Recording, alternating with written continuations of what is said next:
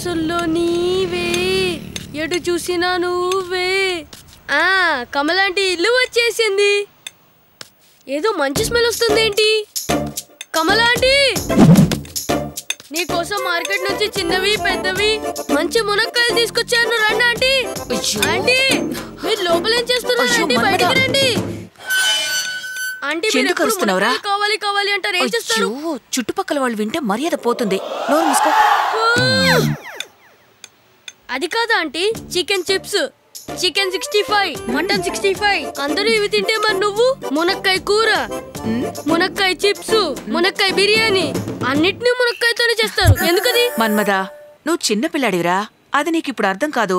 అసలే జనం మునక్కాయ అంటే తప్పుగా ఆలోచించడం మొదలు పెడతారు. దానికి తోడు నువ్వు నొక్కి నొక్కి గట్టిగా అరుస్తావేంట్రా? ఆంటీ, ఇల్లు దాటి ఒక్కసారి బయటికి రండి.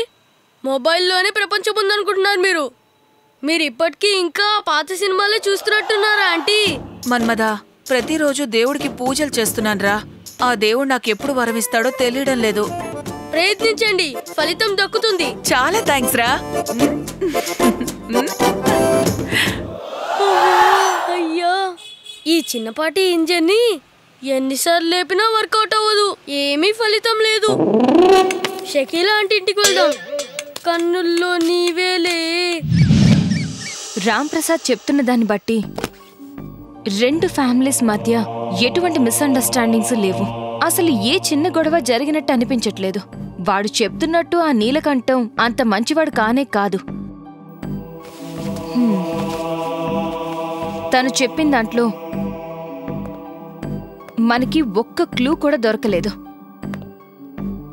ఆ నీలకంఠం కొడుకు విక్కీని పట్టుకుని ఎంక్వైరీ చేస్తే ఏదో ఒక క్లూ దొరకచ్చు.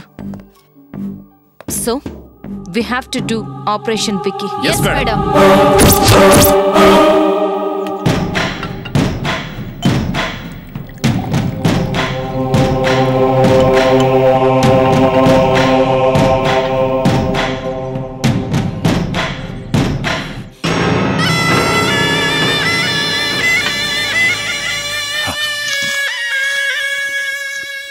నా కొడుకు రామ్ ప్రసాద్ మీద అటాక్ చేయడం కన్నా ఆ ఝాన్సీ మీద అటాక్ చేసి ఉండాల్సిందే. పీట విరగడైపోయి ఉండేది.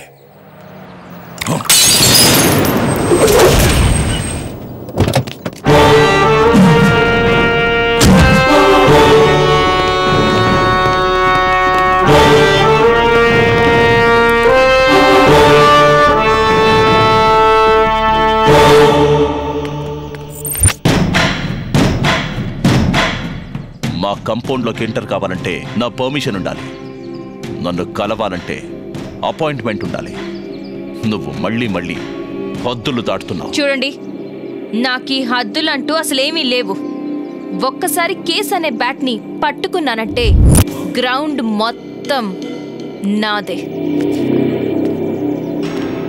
ఝాన్సీ, నేను చాలా డేంజర్. చచ్చిపోతావు. What you mean? మెడికల్ లాంగ్వేజ్లో డేంజర్ అంటే ప్రమాదంలో ఉన్నట్టు లెక్క.